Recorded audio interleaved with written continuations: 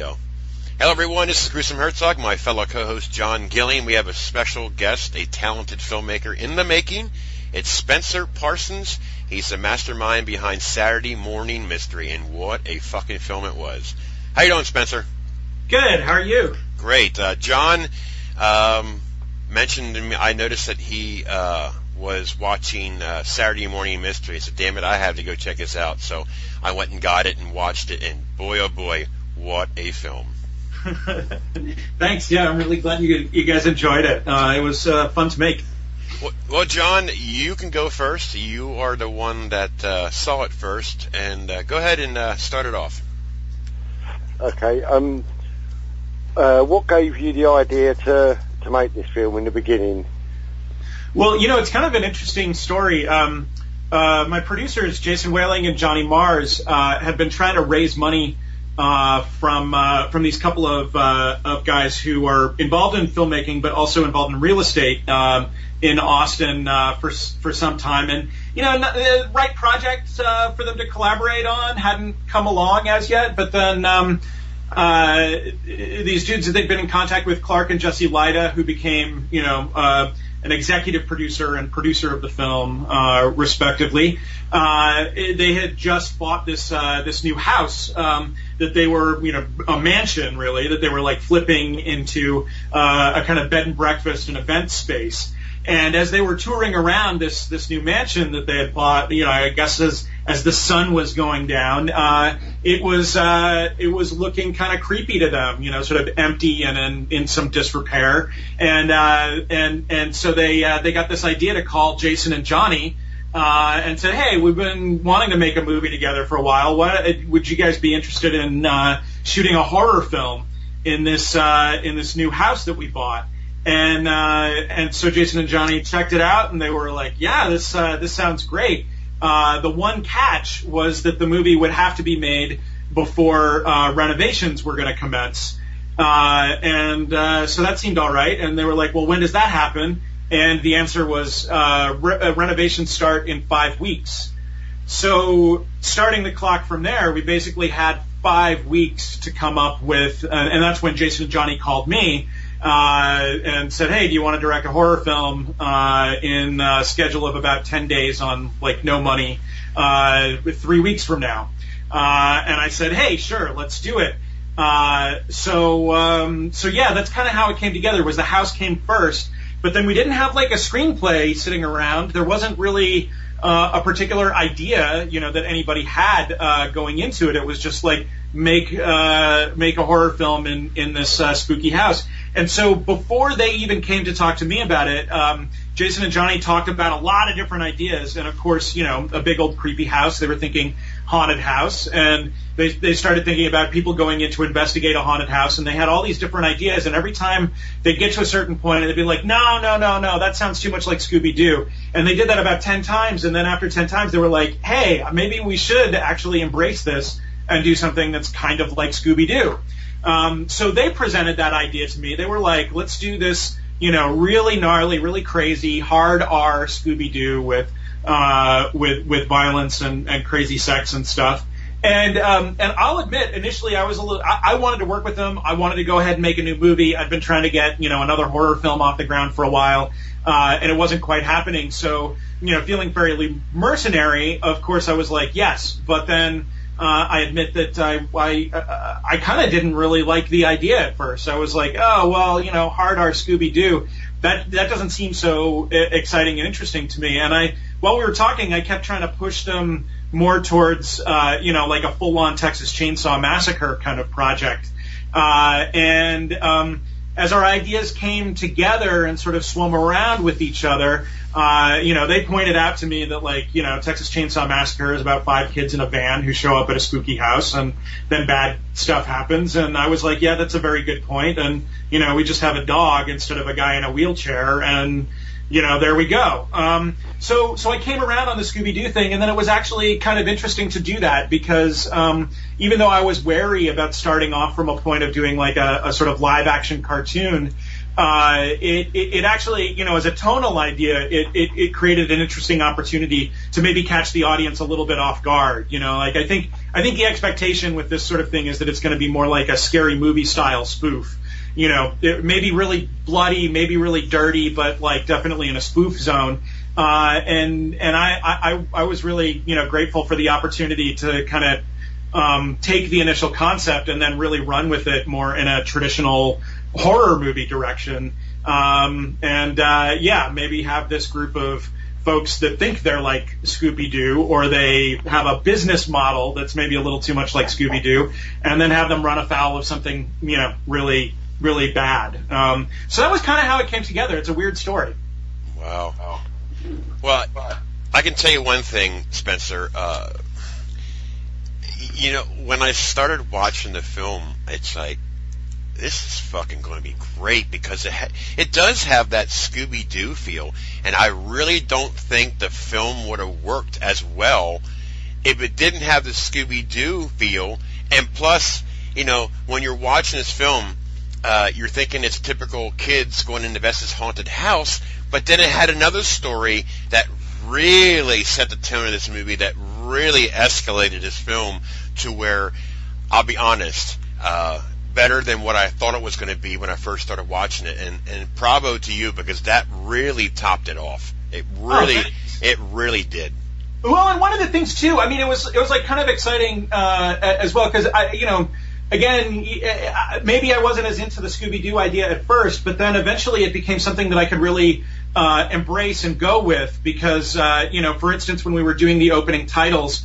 We planned on that, pretty much from the beginning, that we would like introduce our cartoon crew through an opening title sequence where we'd kind of tell who they all are, like a lot of cartoons, or like Knight Rider, or the $6 Million Man, those kinds of shows would begin with this sort of like mythology, and so the crossover that we found was like, well, what if we made it kind of look and feel a little bit like the opening credits of Reanimator, but we have like this Scooby-Doo kind of narration going over it, and that stuff actually fit together pretty well, because Reanimator is actually in a way kind of cartoonish, but then goes beyond. And so I just took a lot of inspiration from great movies like that, especially the like 80s, the more gnarly like 80s horror comedies. And tried to chase that kind of aesthetic, and hopefully, sounds like we made it pretty fun and surprising and better than you expected. Amen. So, John, you saw it before. Are you there? Yeah, I'm here. Yeah. You saw it before I did.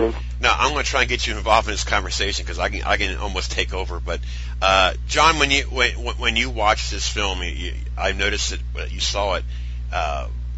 What was your? You say you like it, but what was it that really got you hooked? I think it's just such a well-made film. I wanted to say this while he's on here, that all of the cast were just absolutely fantastic. Is it the first time that they've worked together? Some of the folks in the cast had worked together before. I mean, a lot of us knew each other to some degree, and then there were a couple of folks that came in as ringers.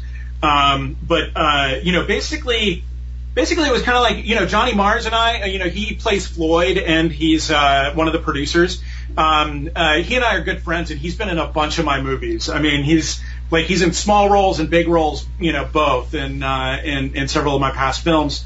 And Sonny Carl Davis, who's kind of B-movie royalty. I mean, like, he was in Terror Vision on the one end, but then he's also in Melvin and Howard, the Jonathan Demme movie, I guess on the other end of the, like, taste spectrum. He's a guy that I had worked with before on a short film that I made in Austin a few years back. And he came in and played the angry cop at the beginning of the film. And we all kind of called in different favors and different folks that we knew. And Josephine Decker, who plays Gwen, none of us knew her, but a friend of mine, Joe Swanberg, had made a couple of movies that she was in, and I asked Joe, how do I get in touch with Josephine, because I think she's terrific and she'd be good, as this kind of Daphne character in this horror film. And he was like, oh, she'll be totally down with that. And I called her and instantly we could tell that it was going to be a good time working together.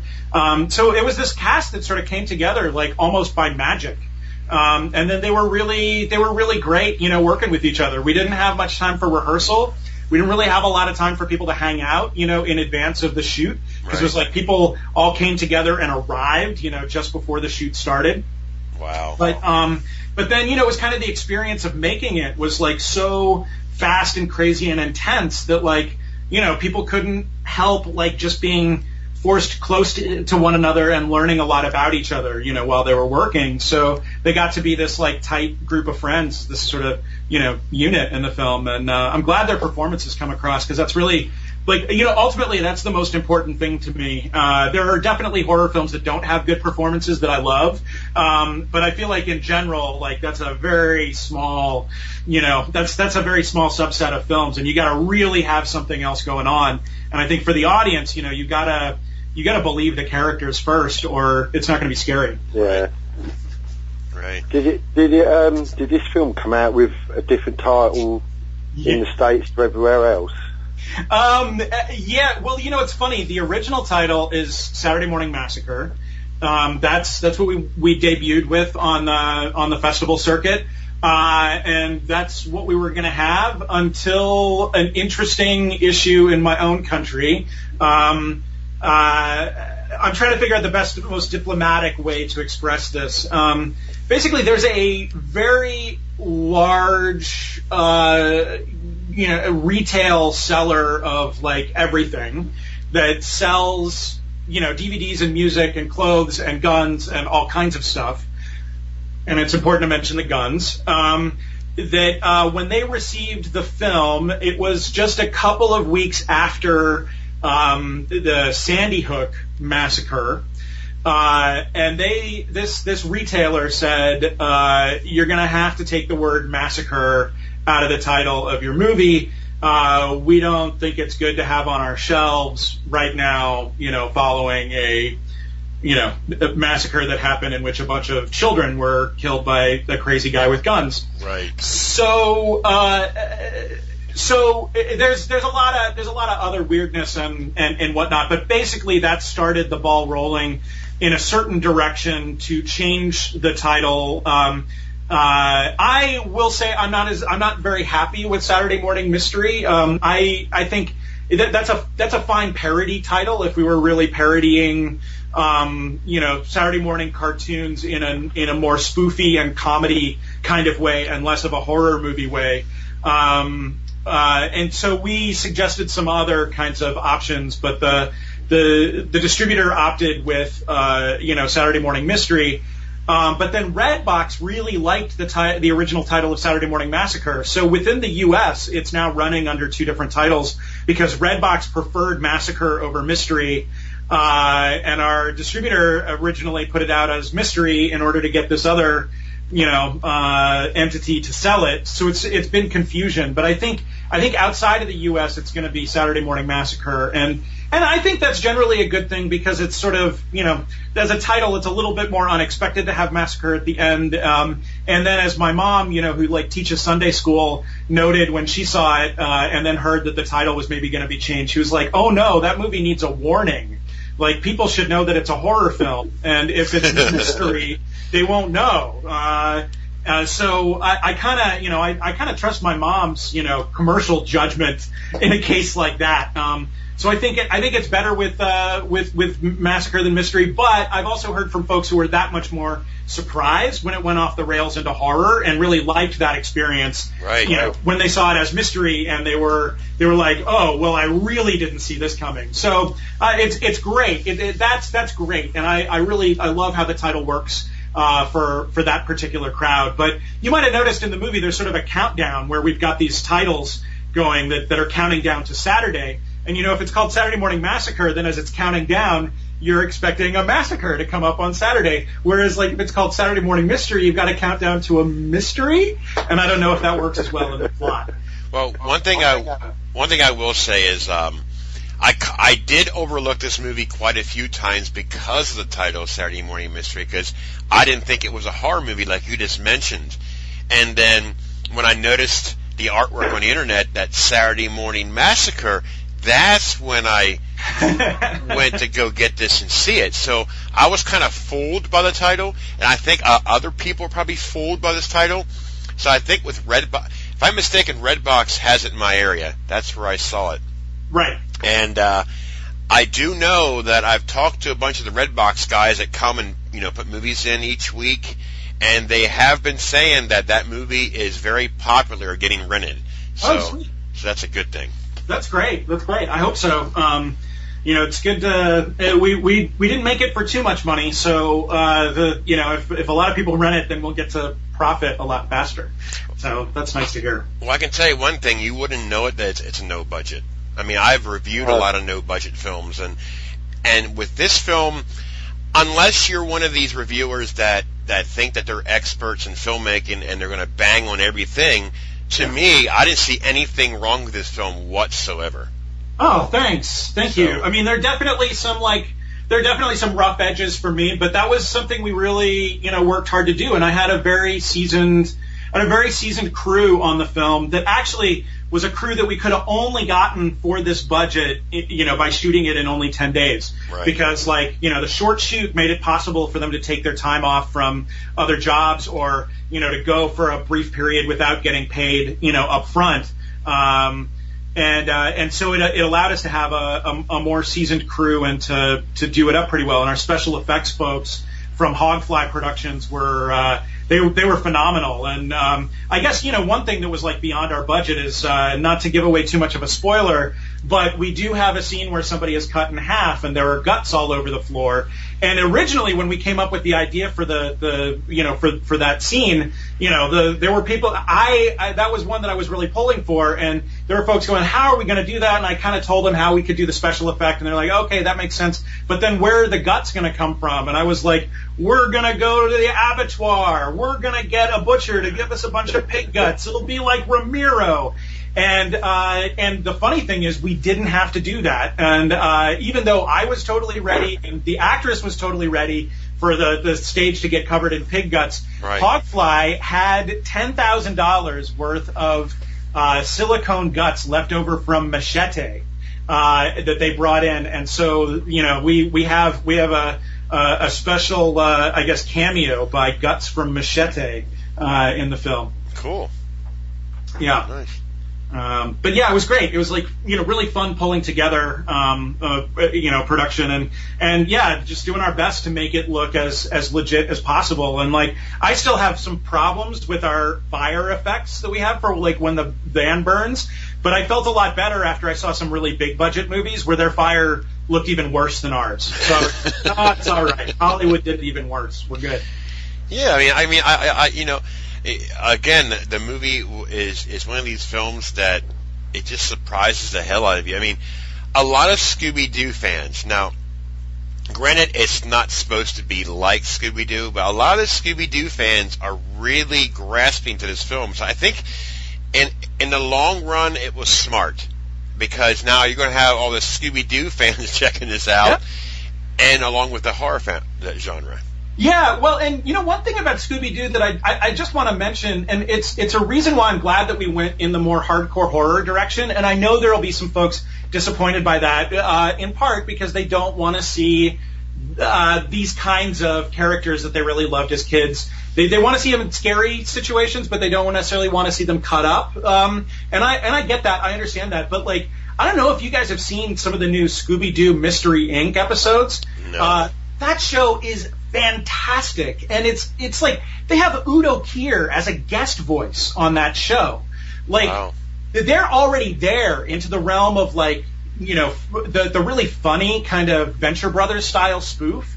It's really, really clever. It's really surreal and it's odd, and again, that's not Udo Kier as a one-off. He's a regular character appearing on that show. Wow. So it's that Mystery Inc. That's already so good that I'm glad that we went in a very different direction because I didn't know that existed until just a couple of months ago. And then when I saw it, I was like, wow, big sigh of relief because I'm a huge, huge fan of that new Scooby-Doo show, and I wouldn't want to be trying to do anything close to it.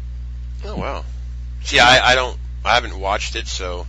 Oh, dude, you got to check it out. It's so good. I mean, it's like a less dirty, less racy, sort of Venture Brothers or Archer kind of show. It's like Venture Brothers actually for kids, but it's really really fun and very surprisingly smart and meta and everything. It's a great show. Cool. Excellent. Go ahead, John. Go on. No, I was going to say, because I've dropped another name who's done some Scooby-Doo voice work, Adrian Barbeau. Oh, yeah. Oh, that's right. Gruesome knows I'm trying to drop a name every episode. The bit with the van, I don't think the fire in the camper matters that much, to be honest, because when I was first watching it, they're saying to each other, aren't they, is that van on fire or are we just tripping? Right. So at that moment, do you know what I mean? Yeah. No, and that was kind of, that was kind of deliberate, as a stylistic thing, because I didn't know how the fire was going to turn out. And so it was a big, important thing to make that sequence as trippy as possible so that we could get away with a little bit of stylization. It's called tricography. I think that really works. Yeah. Oh, good. I'm glad. I'm glad. It worries me all the time. Like the first version of it that I showed to some friends, and this was way before it was done. But when we had like a rough cut and we showed it to some friends, there were people that said afterwards, everything looks really good except that fire is out of Birdemic, and that scared the shit out of me. Wow. Yeah. Again, you got a little hidden gem here. I think that it's gonna be very popular for a long while. Even the ones that haven't had a chance to see it, but this movie could be one of them iconic films. As far as the mystery, I guess you can say by surprise horror film, because again, when you're watching this, they're tripping out drugs and stuff, and there's sex and stuff. But then there's another story that you don't even see coming, and I think that's what makes this movie such a outstanding film. Is it goes to a complete left turn, and it's just brilliant. Awesome, thanks. I mean that's the kind of film that I like to watch. So that's the kind of film whatever the genre, because my first feature is actually a totally different genre. It's more like a romantic comedy, but that's actually similar in kind of taking the turn for a romantic comedy that you don't really expect. And I feel like that's so important because I go to so many films where I can like map out exactly what's going to happen by the end. And I personally don't want to give that experience to other people if I'm going to make a film. So I really appreciate it because I work very hard to like surprise, because that's what I want out of a film. Right. Now, John, you're in England now. The title that you got, was it called Saturday Morning Mystery? Yeah. Okay. Now, do you remember you sent me a message saying it's also known as Saturday Morning Massacre? Oh, yeah, you're right, my bust. Now, is it pretty popular in your area? I mean, there is Redbox in England, right? I don't think we have Redbox. Not yet. No. I can't speak too soon, but I can say that there is in the works, a deal to distribute in England. So, everybody, knock on wood, cross your fingers and everything. I don't want to jinx it, but we're far enough along that I feel like I can say it's in the works for it to play in the UK. Nice. Well, I can tell you one thing. John already got a big jump start because, him being in England and reviewing it, and I'm sure people in England are seeing his reviews. So, it's amazing what a reviewer can do if they see it. And, hey, you never know. Yeah. So one of the things I wanted to mention, it's interesting saying about like romantic or whatever, yeah, because you get the bit where Chad has sex with Gwen. After he has sex with her, he starts telling her that she's a whore. Right. I love the bit that she slaps him round the face, and then she says to him, "This is all in a short period." Then she says to him, "I'm going to go and get dressed, and when I come back, you can apologise." And then it gets to a really tender moment where they're talking about loving each other, and everything's slowing right down. And then as soon as Chad lays down, and he sees the dog with a hand. From that moment, you're hit, and everything moves from there. So it like takes you to the slowest moment, and then you start running. Yeah. Yeah, that's actually that's a part of the movie that I really love, and that I'm excited when people get it, because there are also definitely folks that like have complained that it all of a sudden turns into a Lifetime original movie for a while, and I'm cool with that. I kind of I think Lifetime original movies are sort of an interesting touchstone. But, yeah, that really works. That really does work. Oh, thanks so much. Yeah, because it's the slow moment before we're going to ramp up, and hopefully it's another way that we can like mess around with the rhythm and syncopate it a little bit. Get people a little bit more surprised as we hit it. But yeah, I really always wanted to take those characters seriously. I mean, like Gwen and Chad, they're based on like they're based on Fred and Daphne, who are. Nobody's favorite is Fred or Daphne. I don't think. I didn't know any kids that their favorite was Fred or Daphne. I mean, it was really basically, do you like Shaggy, Scooby, or Velma? Those are the really great popular characters. And I think, Gwen and Chad are probably still lower in terms of the popular character zone, but we worked really hard to like sort of play with what makes them not the most fun, and kind of dumb, but then also try to, look at them as people. And they might be kind of dull people, but they're interesting. I sort of fell in love with them. They're my favorites. Yeah.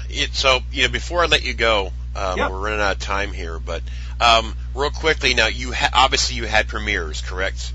Yes, yeah. So we did the festival circuit, and now we're out officially in the U.S. and we've got a couple of more theatrical dates in Los Angeles coming up at midnight at the Laemmle NoHo on September 27th and 28th. Cool. Yeah. Now, what was the reception, real quick, on when it was first being shown at some of these festivals? At festivals, it's been really, really great. We've gotten really, really warm audiences, warm reception, and for the most part, I watch a lot of the reviews, and it's been more good than bad. But man, the people that don't like the movie, and especially since it's come out on VOD and through Redbox and everything, the people that don't like the movie really don't like it, and they go on and on about what a piece of garbage they think it is in their reviews. But you put something out in the world, and them's the breaks. Oh, sure.